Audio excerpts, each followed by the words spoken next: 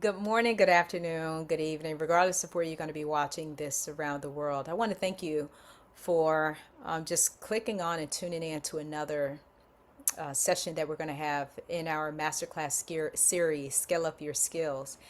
Every year, the month of April, we talk about finance. So that's that M that's in STEM, that math that so many of you notoriously say that you don't like. But I would challenge you and say that you do. You like it and you love it because it's dealing with money. And so for this month, I've invited one of my friends to come and really unpack what it's like to be on an entrepreneurial journey and understanding different pivots that you make along the way. His name is Dennis. So without further ado, let me just read you a little bit about his background so that you can have some context and perspective as to the things that he's going to be talking about and presenting to us, all those who are in the entrepreneurial world and those that are considering that to be almost like a career direction that you want to go in. He's going to be providing a lot of gems. So make sure that you take your pen and your pencil out, but you can always come back to the video and make sure that you leave in the comments if you have any questions as well. So Dennis is the founder of ScriptNet, a groundbreaking company he and his wife launched in 1997 that transformed how pharmaceutical costs are managed in workers' compensation insurance.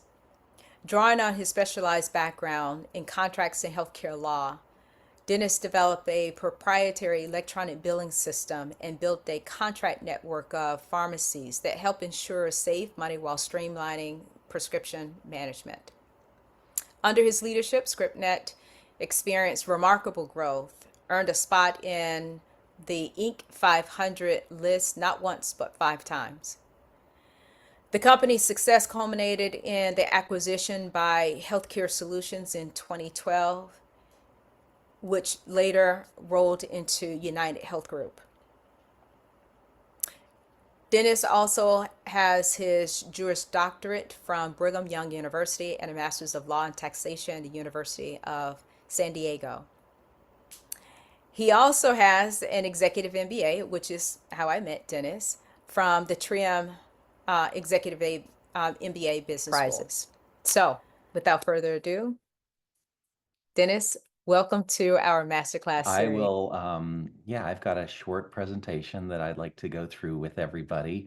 And just, building on that, as a law student, most of my colleagues in law school were, English majors and political science majors and liberal arts students, which is wonderful. I think a liberal arts degree is fantastic. But, for those of you pursuing STEM as a career, there were very few STEM students in my law school class. And those STEM students really had the upper hand in a lot of ways because, no matter what they did with their law degree, whether it was, patent or trademark law or engineering, there were just, um, I guess, the law of supply and demand. There were so few of them that they really had a leg up and they were very employable after law school. So, anyway, let me get started here. I just really want to thank Tina and the rest of the team for inviting me here. I'm super excited to share with you, kind of my journey and what led me to entrepreneurship. So,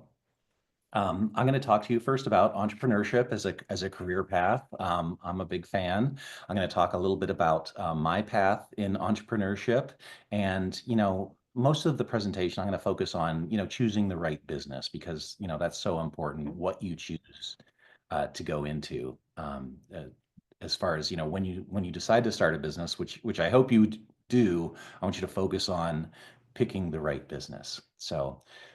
First of all, entrepreneurship. So, one of my favorite business leaders is Yvon Chouinard, who is the CEO and founder of Patagonia. And he's got a couple of books. One of my favorites is a book called Let My People Go Surfing. And, this quote from him, if you want to understand the entrepreneur, study the juvenile delinquent. The delinquent is saying with his action, this sucks, I'm going to do my own thing. And what I love about entrepreneurship is, you're kind of taking yourself, out of that corporate world, but while still being in that corporate world and, kind of being your own boss and, creating your own your own ecosystem in your own life. So, Yvon Chouinard built his business into a $1.5 billion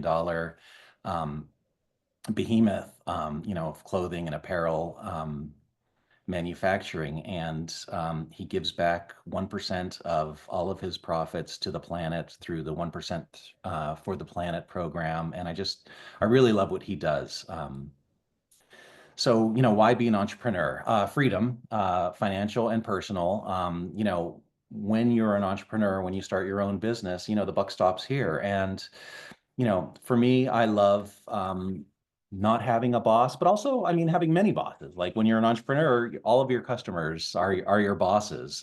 But you're responsible for your own success and your own failures. So, the buck stops with you as an entrepreneur. It also enables you to have unprecedented freedom as far as, travel, time off. I mean, on the one hand, as an entrepreneur, you're working all the time because your life becomes the business, but it also, because you're the boss, you get to pick and choose when you're going to work and when you're not going to work. Why not be an entrepreneur? Well, a lot of people look at it as being, a very risky career path to take. And um, I submit to you that it's less risky to be an entrepreneur, or maybe only just as risky to be an entrepreneur as to have a career working for somebody else. Because when you work for somebody else, you can get fired, you can get downsized, your job can go away at any time. Whereas, being an entrepreneur, yes, all of that can happen to you, but you are in control. So,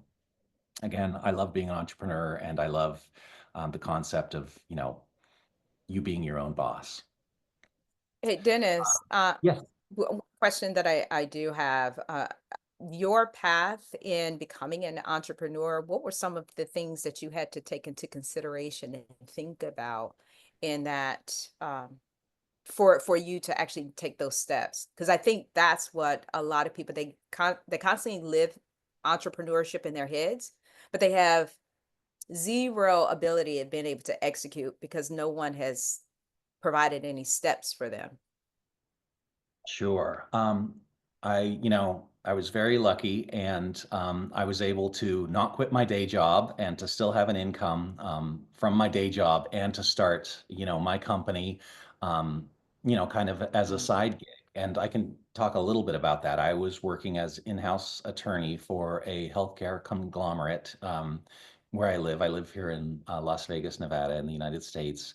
And I saw that we had a problem with pharmacy bills. We were getting pharmacy bills mailed to us from pharmacies, and pharmacies calling us all day Mhm. long asking for payment. And we had, a bunch of data entry people entering these pharmacy bills into our system, looking at the bills, deciding whether to pay it, cutting a check, mailing a check to the pharmacies. And I was like, gosh, there's got to be a better way to do this than to, deal with all of these paper bills. So, it took me about, 3 years, maintaining my day job as being in-house attorney Mhm. for this healthcare group, looking at these paper bills, to develop a system where the pharmacies could enter the bills and send them to us electronically, and then we could pay the bills electronically. And this, gets into a little bit of the fintech business that I started. But yeah, and then I'm going to talk a lot actually in this presentation about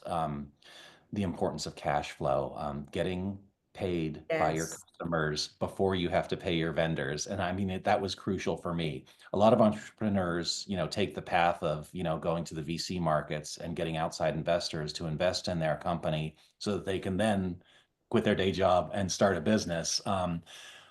I want to present to you that there are alternative ways to start a business through Yep. the use of, creative uses of cash flow. When we started the business, and I started the business with my wife, no banks would give us money, loan us money. Nobody would loan us money. So we had to think of Yeah, that creative it was ways to cutting edge. finance the This was at business. the end this was in 1997, so nobody was thinking about fintech in that way. That didn't Right. come about until about 10 years or so later. Yes, yes. So, yeah, what I'm going to talk to you about is, being creative with how you finance your business. And, I think, as Yvonne Chouinard said in that quote a couple of slides ago, you have to be a rebel. You have to be creative. You have to think outside of the box when you're starting the business. You have to be a little scrappy in a lot of ways. So, um, in this slide, I wanted to talk a little bit about law as the path to entrepreneurs. And, for my company, I'll talk about that in a minute. We had to look at creative ways to apply the law so that we could actually start the business that we did start. So other businesses kind of that have used the law in creative ways to start their business, Uber, which you all know, before Uber started, everybody thought, oh, the only way to take a car from one place to another is through a licensed taxi, and most municipalities license the taxi cabs. Nobody thought, oh, individuals will rent space in their cars and drive people around. Nobody thought that was possible.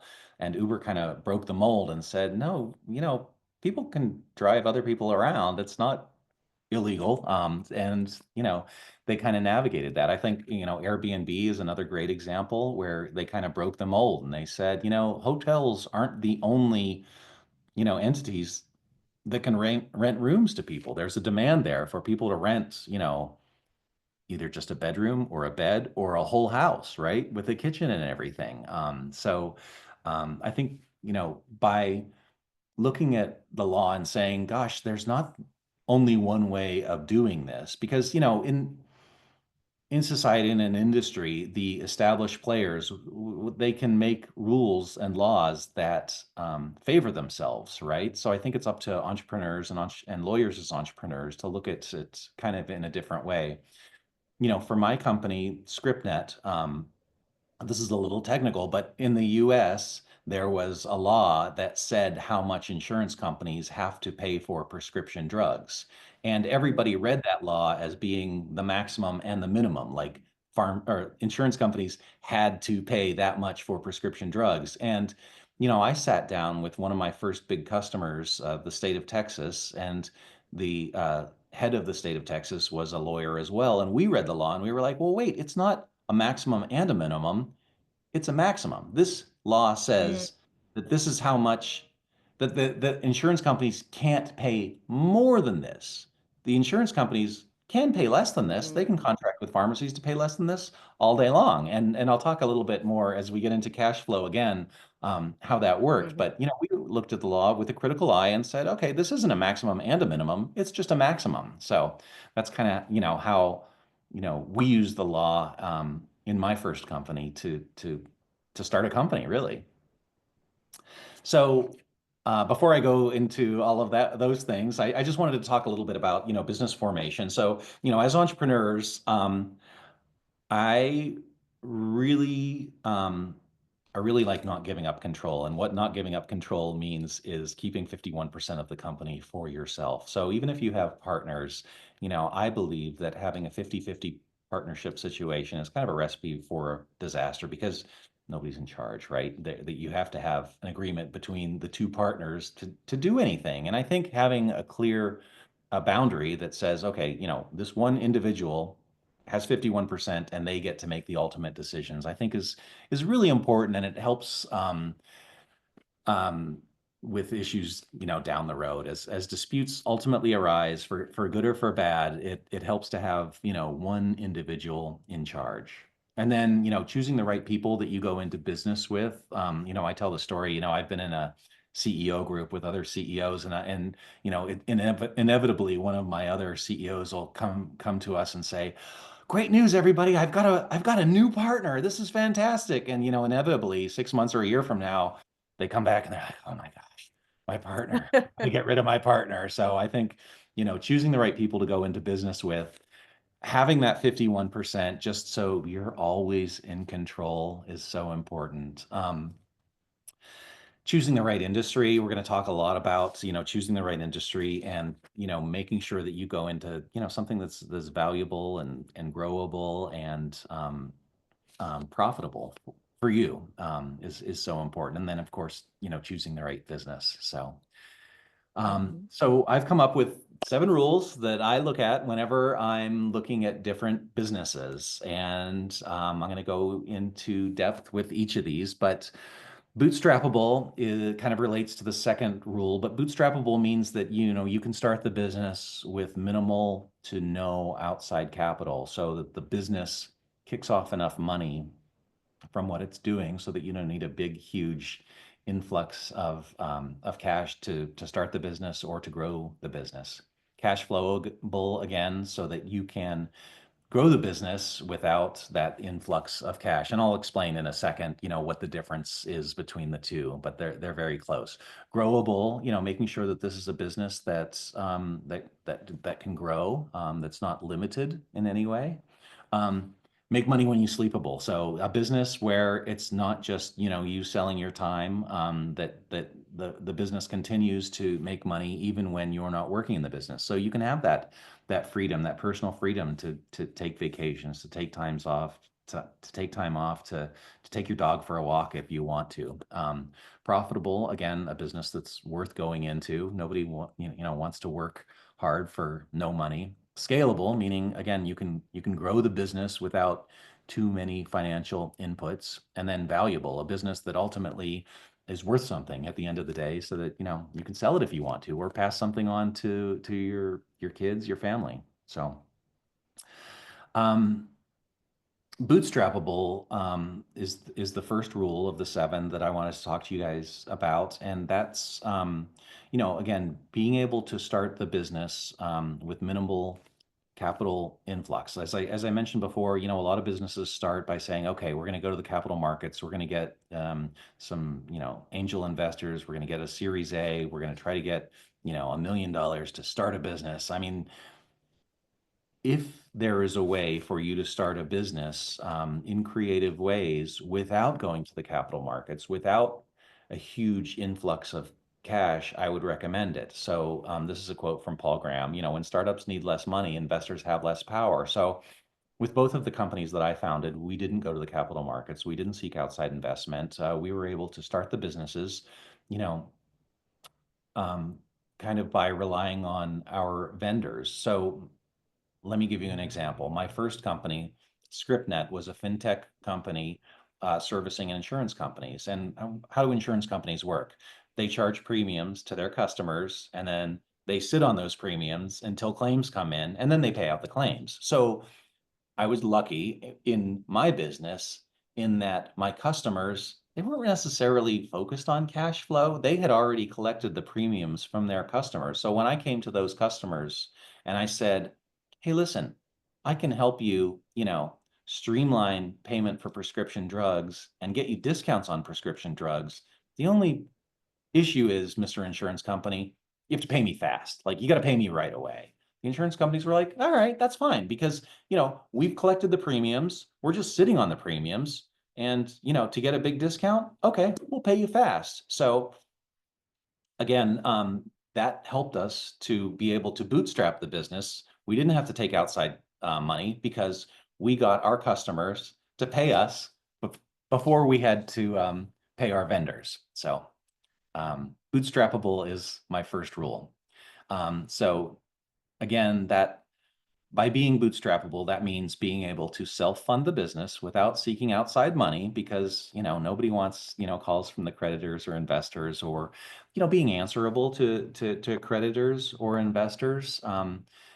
By self-funding a business, you can focus on your customer rather than focusing on what your investors want and making your investors happy. And I'm also, I also work in the VC world. So, I don't want to diss the venture capitalists. I think there's a need there. But if you bootstrap a business, and if you have a business that cash flows well, it gives you as the entrepreneur a lot more power when you do go for outside money, because, you're not desperate. Your business is kicking off enough money to stay in business. So the venture capital money becomes a nice to have rather than something that you're desperately seeking. And then again, exploring alternative financing. So rather than getting in, outside investors, the venture capital markets, a loan from a bank, for example, look at, getting money from your vendors, maybe paying your vendors slowly, getting money from your customers, having your customers pay you fast, I don't know what kind of business everybody is thinking of going into, but perhaps a pilot project with a customer. Say, hey, I can build this neat thing from you, but I need some money to get started. So, there's all kinds of ways to get money to start a business that don't involve just, the traditional way of going to the venture capital markets. So related to being bootstrappable is cash flowable. So this is, getting paid fast and having your company kick off money so that you can continue to grow the business.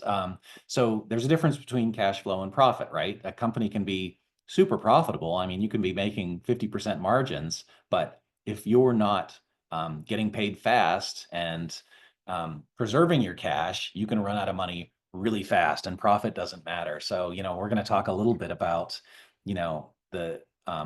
the balance sheet, the income statement, and the cash flow statement. So, the financial reporting that every company does, and I'm a big advocate of becoming, literate in all three of those financial reporting tools. But I think the statement of cash flows is so underrated. People just don't, pay attention to it because they're all focused on, how profitable is the business, how fast is the business growing. But I mean, the statement of cash flows, is so important. Like, how much cash is the business kicking off, especially when you're small and you need that cash to be able to run the business, to make payroll, to pay yourself. So cash flow is, getting paid fast. It's getting paid by your customers before you have to pay your vendors. So, as an entrepreneur and as you're starting your business, looking at every single contract that you sign with, with a vendor or, with a partner, and making sure that, you're getting your money. And again, this is where, being an attorney comes in handy, is looking at those contracts and making sure that, you're getting paid before you have to pay. It's because I've seen so many small businesses just run out of money. So two concepts I wanted to focus on: days sales outstanding. So how fast you're collecting your money. So, with ScriptNet, with my money, again, our customers were insurance companies, and we said to them, pay us fast and we'll get you discounts on prescription drugs. So we were able to lower our days sales outstanding to under 15 days. That meant we were collecting on average money from our customers within 15 days. And then days payable outstanding, we had to pay pharmacies for prescription drugs. We were able to increase that to 35 days. So, we had kind of that delta there to work with. Our customers were paying us fast, and we were paying our vendors slow. And also, this is a little scrappy, but because our vendors were so disparate and there were so many of them. So, like, okay, we had a few insurance company clients and we had a lot of pharmacy vendors. 90,000 pharmacy vendors. So we were able to pay them slow. And if cash flow was ever tight, we had kind of a drawer where we had all the checks lined up, and we would manage the cash flow by saying, okay, can we mail out a check to this vendor? Can we mail them out today? So, as an entrepreneur, you have to be scrappy and you have to look for creative ways to finance your business. And sometimes, that's what you have to do. You have to hold up payment to your vendors. So that's cash flow. Yeah. The next thing I wanted to talk about is growth. I want, as an entrepreneur, there's so many businesses you can go into. And as you're thinking like an entrepreneur, you can pick and choose what kind of a business do I want to go into. And my recommendation is that you go into a business that's very growable, where there's, a large base of customers that you can go after. And, let me give you an example. So I'm going to pick on dentists. Let's say your dentist comes to you and says, I need software to manage my scheduling of clients. So your dentist customer, that could be, one customer, and that's a total addressable market of your dentist customer. But I want, as an entrepreneur, maybe you think, gosh, if I make this software to manage the calendar for this dentist, can I sell it to other dentists? All of a sudden, your addressable market grows. Now you've got a product that you can sell to all dentists. And then maybe you think a little bit bigger than that. Maybe, gosh, not only dentists can use this scheduling software that I'm building for these dentists. Maybe all doctors can use this, or anyone that's taking appointments can use this software. So I just wanted you to think of, as you're building your business, as you're looking at being an entrepreneur, make sure you go into a business that, that's growable, that there's room to run, so that you're not just, thinking small. I want to make sure that you're thinking big. So, a couple of concepts on this slide is total addressable market. And that's what, the venture capitalists are going to ask you. Like, if you're going into this business to make software for dentists, what's the total addressable market? How much of this can you sell in the, to all of the dentists? Service addressable market is, a smaller circle. This is how many of the dentists will actually buy this. And then an even smaller circle is your share of the market. How much of the market do you think that you can get? And that's a little more technical, but I just want you to be think of the concept. Make sure that, as you're looking at businesses to choose to go into, you can pick any business to go into. Pick a business that's growable, that there's room to run. I'll give you another example. So total addressable market example. So if you're going to go into business, would you go into Botswana that has 2.5 million consumers potential? South Africa has, almost 45 million consumers, or the United States, which has 335 million consumers. So, I think that's why a lot of, companies and entrepreneurs go into the market in the United States. And that's why, the United States is such a great market, because it's just so big, right? We've got, so many consumers, and we all speak, the same language basically. So, again, total addressable market, the US just has a bigger total addressable market, whatever you're trying to sell, than some other places. So, the next concept I wanted to talk about a little bit with you is make money when you sleep. So let's pick on dentists again. Dentists make money. They make a lot of money only when they're drilling teeth, right? So I want you to, as you're looking at businesses to go into, look at a business that generates money even when you're not drilling teeth, when you're, when making money when you're asleep. This is a quote from Warren Buffett. He's one of my favorite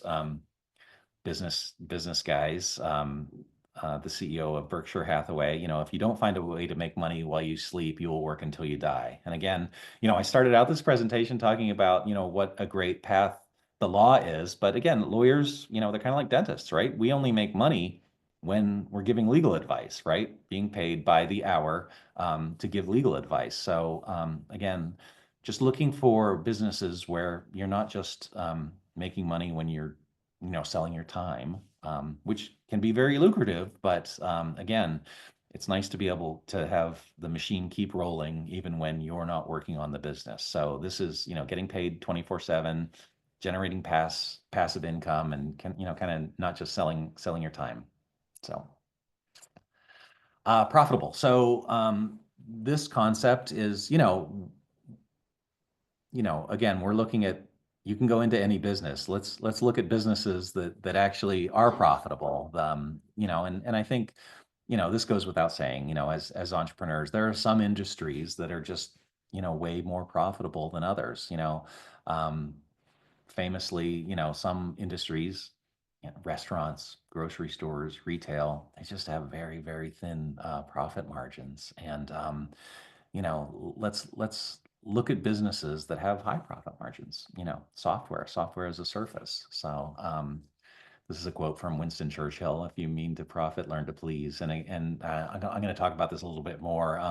As an entrepreneur and as CEO of your own company, you're a salesperson, right? I mean, like as an entrepreneur, I'm a glorified sales guy. Like, that's what you do as the CEO. Your job is to get customers and to sell your business. So, I love that. And I think, in a lot of colleges and universities, sales just isn't taught. It's not a thing. Like, I don't know why. I'm on the board of several business schools, and they don't teach sales, which I think is, kind of something that's missing, because, sales is a process, and it needs, there is a science to it, and it needs to be taught. So I'm going to talk about, some books that I recommend in for sales, and to help teach sales. But so again, certain industries they're just more profitable than others. So software and FinTech, they're 25 to 40% profit margins. again, retail, restaurants, 5 to 10%. So you're going to be doing a lot of work as an entrepreneur. You're going to be working all the time and it's going to be stressful. Why not choose, an industry that that's profitable, that's worth going into for you. So scalable. This is another one of my laws, and this kind of relates to being bootstrappable, being cash flow positive, having a large total addressable market. But scalable is, a business that, with minimal additional capital inputs, not to get too technical, but that that you can grow without spending a lot of money. To make it grow. And let's pick on restaurants again. So the restaurant business, in order to, if you have a great restaurant, a very profitable restaurant, let's say, and you're making a lot of money and you're like, okay, I want to scale this. I want to make more money by having more restaurants. Well, what do you got to do? You got to go, you know, rent another space, rent another kitchen, hire a bunch of staff, buy plates, buy silverware, buy pots and pans, in order to scale that business. So, a restaurant is just not as scalable as, let's go back to making scheduling software for dentists. Once you make that scheduling software for your dentist and it works great, you can scale it infinitely. You can go sell it to all the other dentists in the world without additional large capital inputs. And so again, this is selling more widgets without paying for more widgets. So software is the classic, but I guess thinking about as you start your business, standardizing the processes so that you can go sell the same thing to other people without having to reinvent the wheel. And then having great people and standardizing the processes so that your great people can go do what you do and kind of be an extension of you. Again, this relates to all the 5 prior rules. So, being bootstrappable, cash flowable, being in an industry that has room to grow, making money 24/7 and being profitable. Those all relate to scalable because, again, to use one example, if your company is profitable, then you're able to put more money into the business so that you can scale the business and go get more customers. So again, the ability to grow with minimal additional capital. Again, the great example is a software business versus a retail store or a restaurant. Valuable. So you can pick, again, any business to go into. Let's pick a business that's valuable. And some businesses are just naturally valued by the capital markets at a higher EBITDA ratio than others. And EBITDA, let me explain that. So that's earnings before interest, taxes, depreciation, and amortization. That's basically cash flow. How much is the business kicking off? And the capital markets will value different companies in different ways. So some industries have a very low valuation. Some have a very high valuation. Again, software and FinTech have high valuations. So, as you move forward with your business, if you decide to, ultimately sell the business or seek outside capital or even pass the business on to your kids, certain industries, software and FinTech, will be valued higher, and that's important. So in this example, construction companies, they're just not valued very high. The capital markets say, okay, construction companies have a 5x multiple. So the EBITDA multiple, earnings before interest, taxes, depreciation, and amortization, the free cash flow of the business, let's say it's $100 a year. In the construction world, those companies are only going to be valued at 5 times that $100. Whereas if you were just in a different business, like software or fintech, you're going to be valued at 3 times that amount, at 15x. And I think to take, I guess, a terrible example in the United States, Tesla is a car company, but somehow they've been able to convince the capital markets that they should be valued not as a car company, at, maybe 30 times EBITDA, that they should be valued as a software company because they've got all these fancy, robotics plays and self-driving plays. So again, this is, going into the business that's valuable to the capital markets. So that, yeah, a lot of people become entrepreneurs because they want to ultimately sell their company and, walk out the door with a big bag of money and retire. I'm not saying everybody wants to do that, but some entrepreneurs want to do that. And you might as well, if you're going to do all the work, you might as well be in an industry that is valued highly. So, um, since we're talking about fintech, here are the current valuation ranges for various fintech companies. So, at the top of this chart is the size of the business. So, I didn't really talk about this yet, but bigger companies are worth more money, right?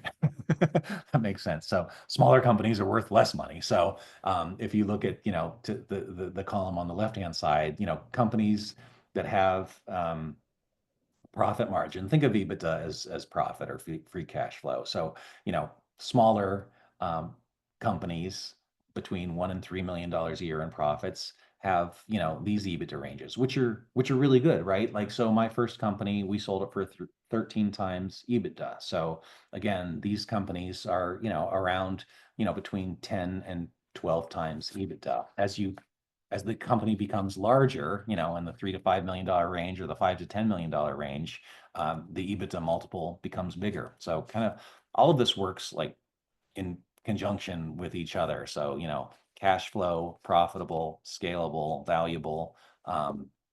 It all works together. So, you can see here that, some of these fintech companies are, worth 15 times EBITDA. So, when the entrepreneur of these companies goes to sell them, they're going to get 15 times their profits when they're sold. So, um, I guess just again, it's important, when you're going into business to pick the right business, right? Dentists' offices sell, but they don't sell for 15 times EBITDA.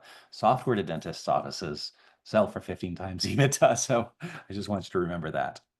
Um, so in sum, so the 7 rules that I like to focus on as an entrepreneur is, bootstrappable, being able to start and grow the company with minimal outside investment, being able to um, start the company without being beholden to the investors. Because again, I want you to be able to focus on your customers, not on, making your investors happy every day. Cash flowable, again, getting paid fast and kicking off cash so that you can put the money back into the business so that you can continue to grow the business. Again, that gives you the freedom so that you're not beholden to the venture capitalists that gave you money to start the business. Again, we went into entrepreneurship for the freedom that it entails, and it's bad enough being an entrepreneur and being beholden to your customers. Like, it's hard enough to make them happy. You don't want to have to worry about making your customers happy, and then on the other side, making your investors happy every day long, all day long. Growable, again, going into a business that's going to um, have a lot of room to run so that you can sell what you're selling to your current base of customers to other people without um, a lot of outside investment and without a lot of work, quite frankly. And then make money when you sleepable. So, I want to make sure that, you're not just selling your time, you're getting money even when you're not working in the business. You can take vacations, you can spend time with your family, you can do whatever you want. Profitable, again, there's lots of businesses, there's lots of opportunities. So just, thinking about going into those businesses um, that are profitable for whatever reason, whether that's because, you're the first one in the market in that business, or, because your business is just inherently one that's profitable, like software, for example, versus retail. Again, scalable, being able to grow without minimal additional capital inputs, and then valuable. This is, the companies that the markets say this is a valuable industry, fintech, software, not retail, not restaurants, not construction, or trucking, right? So, just going into a valuable business.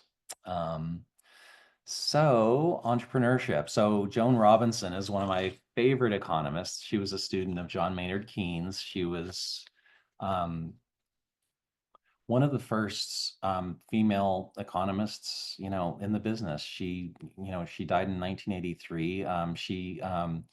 What I loved about Joan Robinson is she really brought economics down from like pie in the sky, ivory tower thinking to, how does this affect real people? One example, she invented the concept of monopsony. So we all know what a monopoly is. That's, where you can only buy stuff from one company. She came up with a concept which is kind of the reverse of that, which is monopsony, which is you can only sell your product to one customer. An example is like if you make, I don't know, say tanks or grenades, you have one customer. It's the Defense Department. You can only sell it to one customer.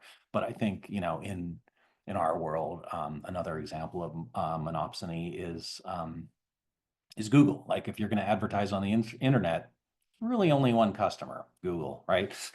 So she came up with that. I really respect Joan Robinson and what she did. But her quote is, the only thing worse than being exploited by capitalism is not being exploited by capitalism. So, I love her. And again, I think entrepreneurship is a great path, especially if you're looking at, a career in STEM or a career in law. There are I guess there's so few entrepreneurs in the STEM world, at least initially, because you can get jobs, right? As a political science major or an English major, couldn't really get a job, so I had to go start my own job. But if you're in STEM, and I know you're highly employable and you can get a job, almost anywhere. But I would encourage you to look at entrepreneurship and starting your own thing as a potential career path. So, To throw something else in there, Dennis. Especially emerging leaders right now, they have a lot of friends. Can you expand a little bit about going into business with friends?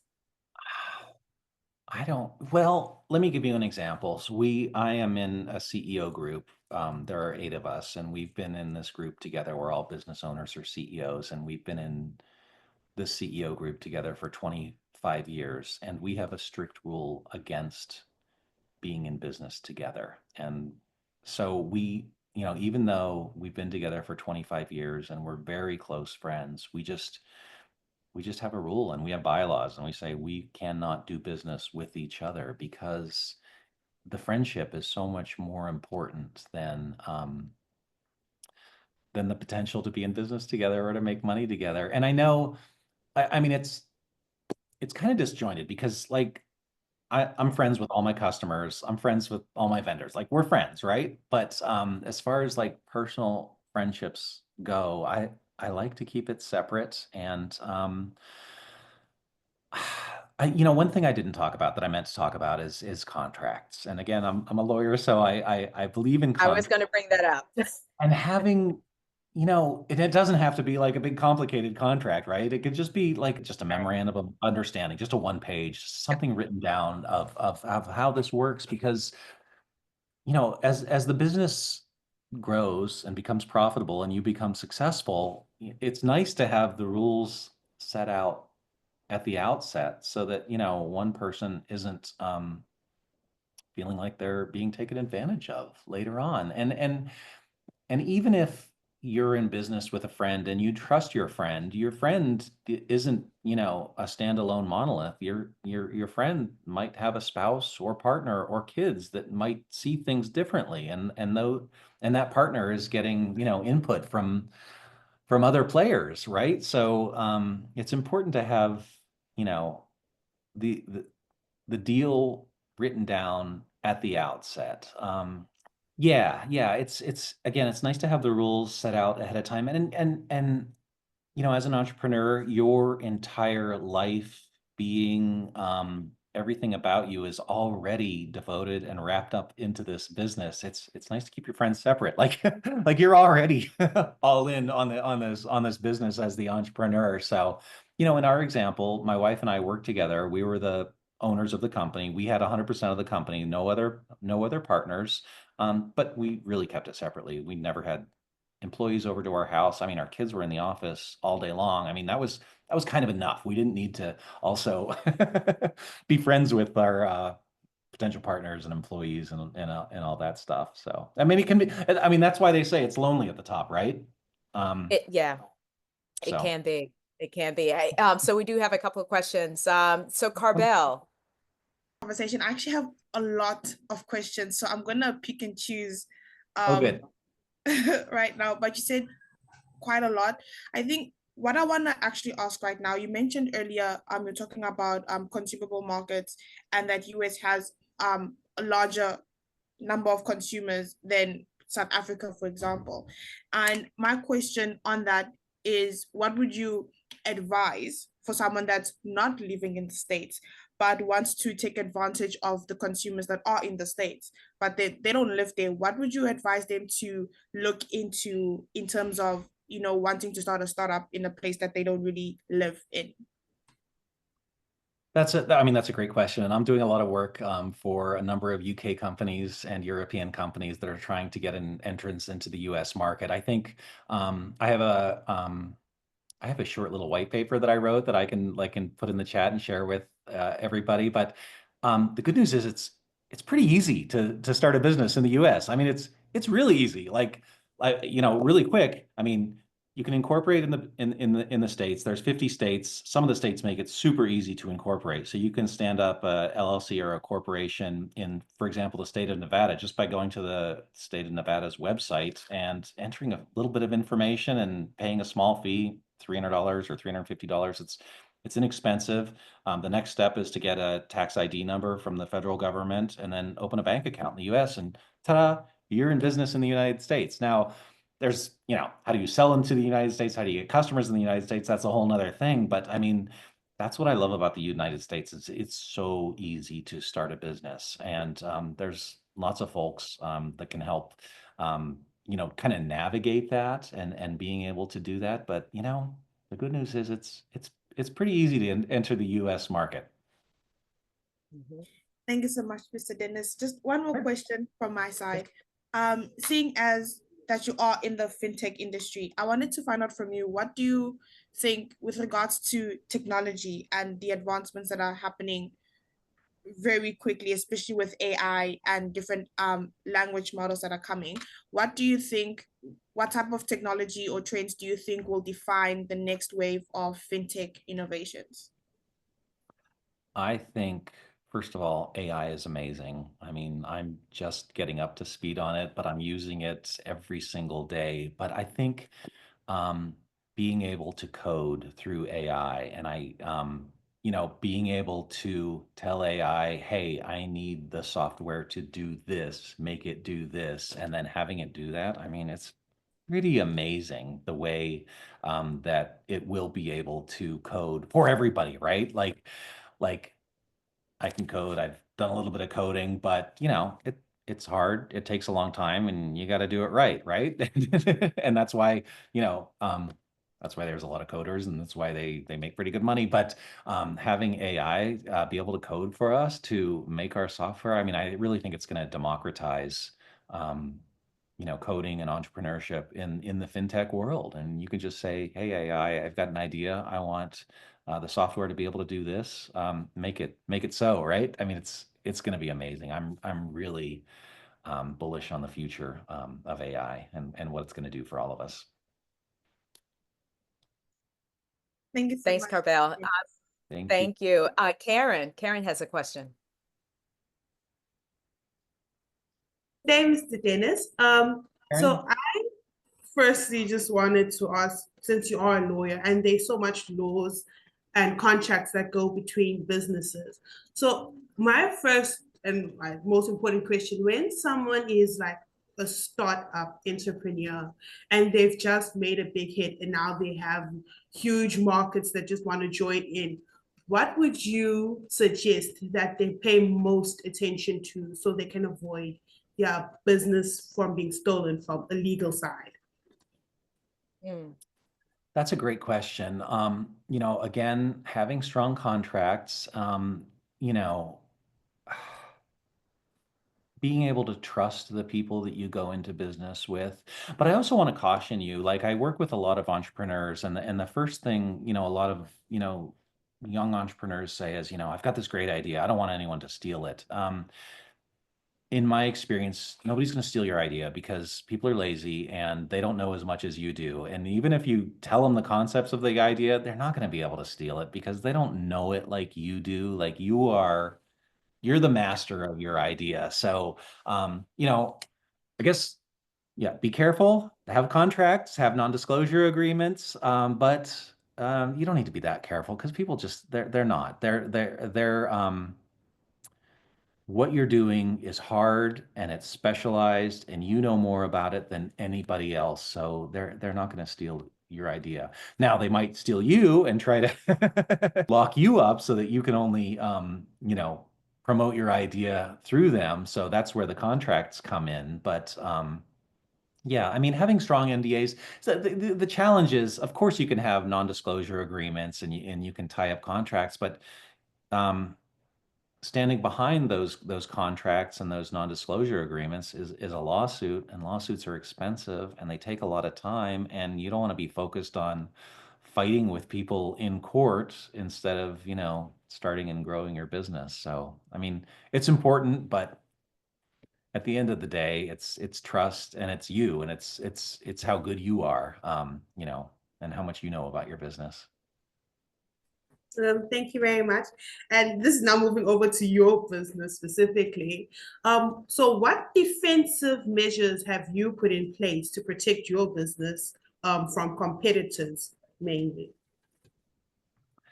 Well, I mean, again, there are all of the legal protections. I was in an industry where, my, ideas, they weren't patentable, they weren't protectable. And, we hear that, that's not the best way to go anyway, is patent protection. But, for me, I mean, it's just old fashioned, doing a good job for the customers, staying close to the customers. Um, I don't know. I mean, it might be naive of me. Like we didn't really tie up our customers with long-term contracts because my philosophy was, you know what? If they're not happy with us, they should go. They should go somewhere else, right? The customer rather than tying them up with a long-term contract. So I liked operating, let's call it a handshake plus. Like you have a contract, here are the rules, but if anybody's really unhappy and wants to go, here are the rules for how we get away from each other. Thank you very much. Thank you, Karen. Hi, Hey. Mr. Dennis. My name is Innocentia. So what you're talking about is very interesting for me. What specific points in the financial industry did you identify before launching your fintech venture? Like, what was the idea behind it and why the specific venture? Yeah, so what I did was really, really nichey. And again, I was working for this insurance company and we were seeing these bills from pharmacies just kind of like pile up that the pharmacies would mail us. And we saw that as a problem for us. But then when we went and visited with the pharmacies, we saw like the pharmacies, all they wanted to do was give people medicine, right? The pharmacist, their job was to give people medicine, get them out the door. They had a line of people, standing there saying, I need my medicine. And, their job was to give them the medicine, and then they would print out a bill and put it in a stack. And then accounting would come along and get this stack of bills and then mail it to us, the insurance company. And I was like, oh my gosh, there's got to be a better way to do this. Like, we hate getting these bills from pharmacies.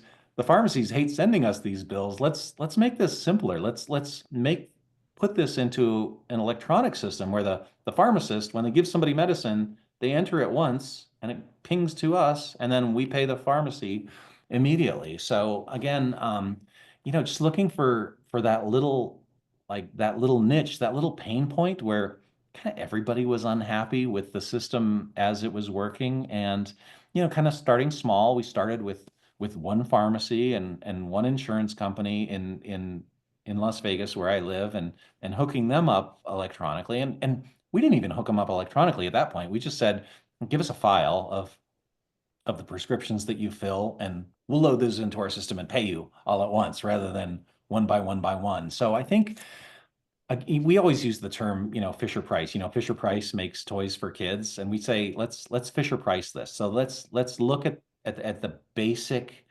how this industry works, how to solve this problem. Let's Fisher Price it so a kid can understand it. I loved like breaking it down. So yeah, I went and I stood next to the pharmacist and I said, "How are you doing this? And how can we make this simple?" And what I always told my employees, it's like, okay, yeah, what we're doing is like super complicated, it's super technical, but let's break it down. Like Fisher Price it. Guy walks into a pharmacy, what happens next? How do we get that person their medicine? And how do we get the pharmacy paid for that medicine? So let's break it down to um, the simplest components and solve the issue. So I guess, that's one message I want to leave. Fisher Price it. No, I think that is excellent. And it's okay. So I didn't know if you had another question.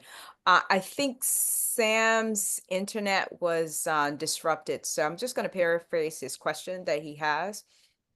So when you're looking at fintech startups, what are some of the things that those founders they tend to overlook for the basics in starting up those businesses? I think I think overthinking it, making it too complicated. I see entrepreneurs. We talk about the MVP, the minimum viable product, and what I see a lot of times is, again, I talked a little bit about I'm a sales guy at heart, and the challenge that you have as an entrepreneur, especially when you create a sales force, is your salespeople are going to be out there talking to customers all day long, and the customers, will be asking like, well, can your product do this? Can your product do that? Can your product do the other thing? And it's important to stay focused, especially when you're small, on doing the one thing that you set out to do, because you're going to get a lot of noise from customers and from your salespeople asking for different features and different things that your service or your program can do. And I think it's important to stay focused and to say, that's nice. I wish our product could do that, and maybe someday it'll be able to do that. But right now, we need to focus on getting this thing up and running and making money, and not getting distracted with adding tons of very valuable features. Like nobody's going to argue that a lot of the things that your customers are going to want are important. But yeah, I think being able to focus and just look at what's important as you grow.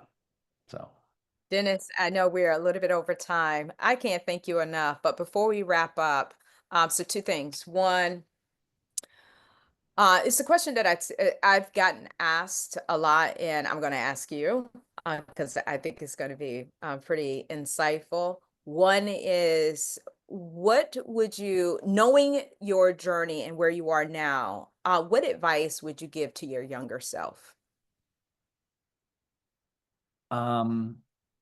chill out, right? Like everything's going to be okay. And I think like and I live this, as a young entrepreneur, and I know you believe in this, is, the importance of education and experiences rather than stuff. Like, as an entrepreneur and as a human, like your stuff goes away, and anyone can take away your stuff, and stuff gets old. Fancy cars go away, they get old, but experiences and education just never ever goes away. You know, Getting, both of you and I went back to school and got our MBAs later in life. I mean, nobody's going to ever take that away from us. I mean, now we have it. We spent some time, we learned a lot, we made a lot of great friends, and that is so much more important than, you know, any of the other things that we could have spent money on or spent the time on, is that education. So, spending spending your time on money, on experiences and education, I think is so important. Yeah, meeting fantastic people. I had no idea that you were going to say that, but I could not agree with you more. And the last, one of the things that we talked about, leading from education, what are some book recommendations or articles or different people that others should start looking at? And I know that, both you and I are on Substack, which I absolutely love that platform. But what are some things that you would recommend? So I listen to a lot of podcasts. I walk my dog every day for 2 hours, and I love the Acquired podcast. So it's two individuals, and they do long form podcasts where they go through the history of a company, and they take about 4 hours per podcast, and they'll take, for example, IKEA or Rolex or Porsche or Costco or Walmart or Microsoft, and they talk about the business from founding all the way up to present. And I love that podcast because, it talks a lot about founders and business strategy and you know, how to start, grow, and run a business. So I love that. Um, Talking about like how like in college and high school sales isn't taught. So there's a lot of sales books, and they can be cheesy, because sometimes, these motivational sales books are cheesy, but there's a number of good books on, the science of selling, because I think it really is a science, and there's a process to selling. So Jeb Blunt, Blount, has a number of books on selling. David Hoffield has a book called The Science of Selling that's really good. I like those. I also like, for fun, I've been reading a lot of the Michael Lewis books. So he wrote Moneyball, which was made into a movie, The Big Short, which was made Yes. into a movie. He did Liar's Poker. So I mean, they're businessy books, but they read like novels. They're easy reads, but they give great business insight. So if you are, a fan of Bitcoin and its ilk, read Number Go Up just to get maybe another perspective. I think that there are some interesting technologies there, but let's look at fundamentals. Let's go back to the fundamentals and the basics, right? Let's Fisher Price it. Guy walks into a pharmacy. If somebody can't explain it to you in a way that you can understand when you're looking at a business or an investment, then stay away, right? Like if you're smart, and if you can't understand it, and if you can't get it, and they can't explain it to you, then there's something wrong, right? Yeah. Now, I love that Fisher Price. And for those who may not understand what Fisher Price is, everyone has heard of Toys R Us. Right. So, as Toys R Us. basic stores, make it as basic and as simple as that. Dennis, again, I can't thank you enough. And I want to thank everyone for just tuning in to this fantastic masterclass session. Again.